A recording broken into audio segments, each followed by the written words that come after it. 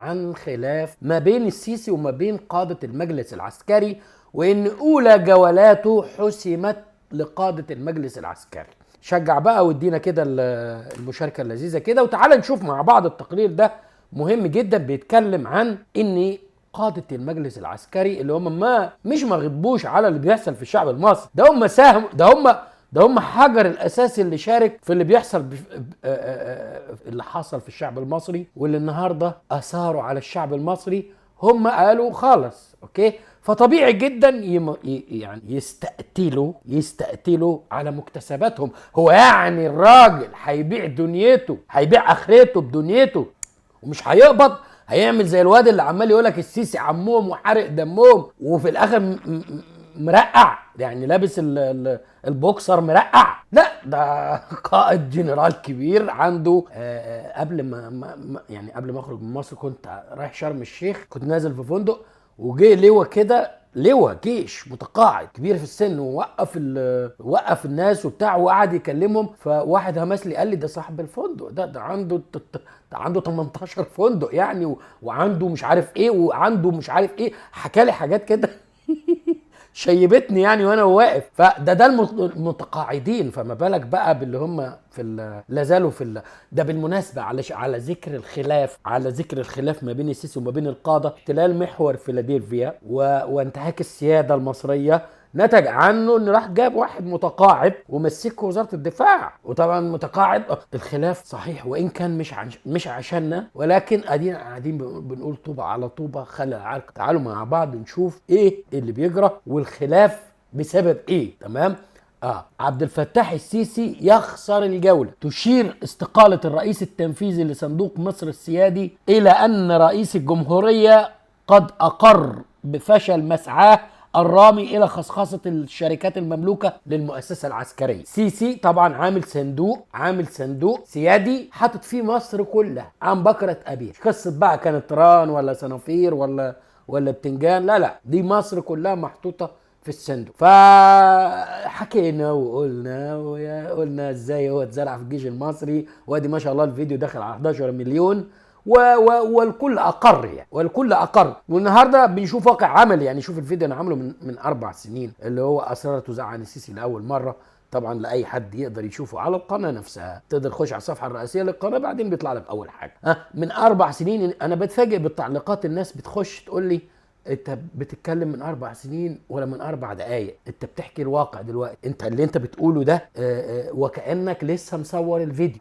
طبعا على اللي بيحصل في اهلنا وعلى اللي بيرفع علم فلسطين خلاص الله يرحمه ويحسن اليه، او اللي بيناصر ولو بكلمه. تمام. وحال النهارده فمصر مش خلاص يعني ما قالته ام باترسون اللي هي السفيرة الأمريكية اللي السيسي نف وبلسانه قال، سألتني انت متصور ام باترسون اللي هي قالت ايه؟ سيعود اليهود من الشتات وبتاع، ومصر دي هتبقى بتاعتنا وهتغرق في الديون، وصندوق النقد الدولي هيغرقها لشوشتها في الديون، وهيكون على المصريين امر من 2، اما انهم يلا سرحوا شوفوا لكم بقى سرحه يعني وروحوا بقى هاجروا. تمام.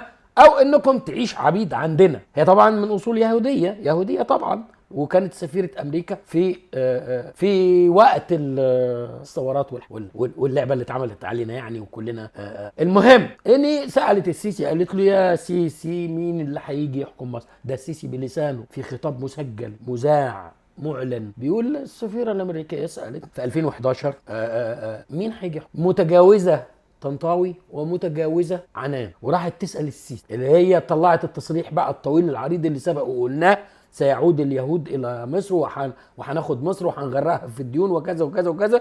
فقالت له مين اللي هيجي مصر يحكم مصر؟ ده السيسي بقى معاه مفتاح مصر وهيسمح لحد يحكم بعد كده يمشي. فقال لها الاخوان وقال لها هيمشوا. تمام. فالنهارده الخلاف ما بين القاده وان كانوا مصريين، بس خلاص يعني زي ما في مصريين بتعرض على لحم البط من غير ما تاخد ولا حاجه، انما دول قاده وجنرالات عملوا شركات من عرقهم وتعبهم. ده من عرق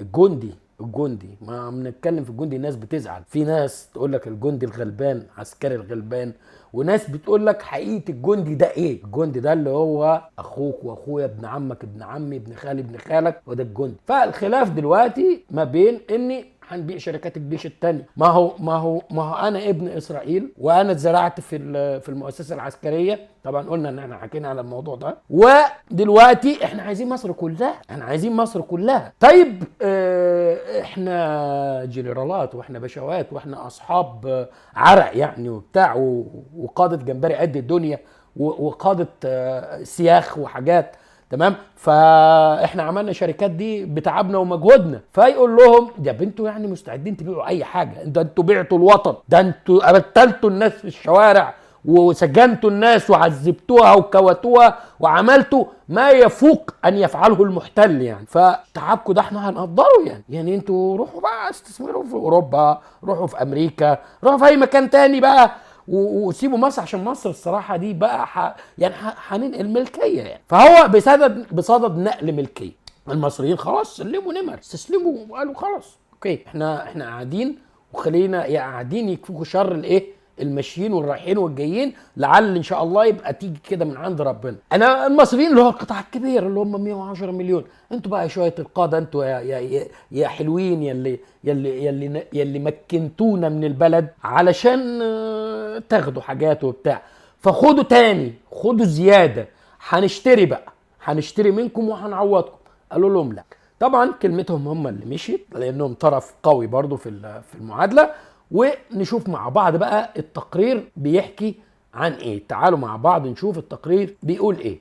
ينظر الى السيسي. يعني انت متخيل الكلمه دي يعني بص بتولع فيا والله. ينظر الى الرئيس السيسي عن ينظر الى الرئيس عبد الفتاح السيسي عن حق باعتباره الرجل الاقوى في مصر. تخيل يعني، شوف اللي بيصوغ التقرير خلاص، ومش هو بس، ده الكل بيقر ده الاقوى في مصر. تخيل هذا القزم، هذا البرص، هذا القزم، هذا البتاع اللي هو يعني انا مش عارف. والواحد لما بينفعل يخش على يعني الناس بتزعل من الناس التانية، يقول لك انت واخد الموضوع على صدرك ليه؟ هدي نفسك.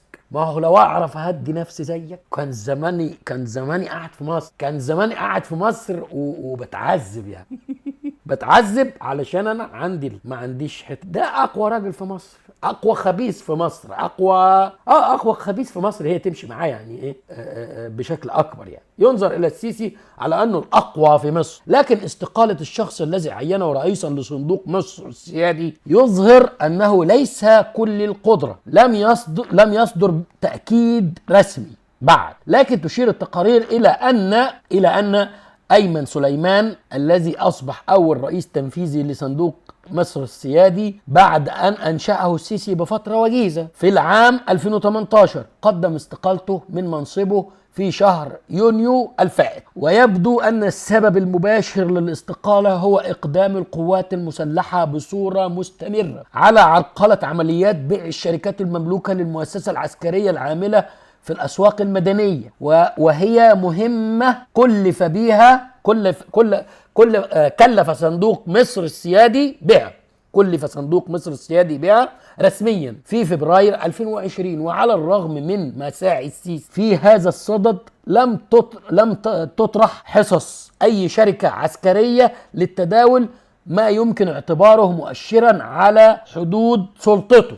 يعني هو كده بيقول لك إني هو مطلق القوة يشار له وينظر له على انه الاقوى في مصر، ولكن بعد الواقعة دي لا، هو كده مش جامد قوي، مش جامد جدا. في العصابة اللي احنا قاعدين بنسترجى فيها، يا جيش انت راضي يا جيش، فهو بيقولك ايوه يا حبيبي، ايوه يا شعب، ايوه انا راضي، وانا اللي بدعسك كمان، وانا اللي عشان خاطر عرقي هيروح بعدين، يعني بعدين الشركات دي ومين يدورها؟ انت يا ايها المواطن الصريخ اللي بتصرخ وتقول انجدونا الحقونا. فانت اللي عملت الشركات دي من عرقك بالمناسبه يعني. مش من عرقه هو. انا مش عارف يعني، انا متخيل اصور ان مجموعه المجلس العسكري اللي هم مهما يكون هم 50 100 الف نص مليون، يعني ازاي مدورين الجنود الملايين دول؟ يعني مدورين الجنود الملايين دول، لا وهم اللي معاهم السلاح خلاص، والقاده في مكاتب وتكييفات واوامر، فاذا البلد رايحه في حضيض فهم منفذين. انا ما هو ده فرق العلام زي ما بيقولوا، ده فرق العلام. ليه احنا دون غيرنا؟ علشان احنا جهلنا بقصد وبعمد. انما الشعوب الفايقه، الشعوب الواعيه، الشعوب يعني المتعلمه خلاص بيحصل تداول سلمي للسلطه. لم يتم يعني مس الدستور بتاعهم ولو بشيء. ليه؟ لان وقت الجد بيطلعوا بفهمهم وبإدراكهم وبتعليمهم وبقدرتهم وبكذا وبكذا وبكذا، وفجأة يلاقي الحاكم نفسه عريان. ليه بقى عريان؟ لأن الشعب مثقف وجنوده مثقفين وظباطه مثقفين وقاداته مثقفين، فيقولوا له ايه بقى؟ يقولوا له ايه؟ الكلام ده مش عندنا. مين؟ مش الشعب بس، الشعب والقاده اللي حواليه يقولوا له لا لا لا، ده في تداول. انت لو تفكر تلعب في الدستور عشان تكمل ولا عشان تقلد بلاد الموز ولا بتاع، لا طبعا، كلنا هتلاقي نفسك لوحدك كده، وانا اعتقلك ونعمل فيك ونسوي، فخلاص ما عندوش مجال ان هو يفهم كلام. فالواحد بيستعجب والله يعني، ولكن برضو حته التجهيل دي يعني ممكن نلتمس لهذا الشعب العظيم.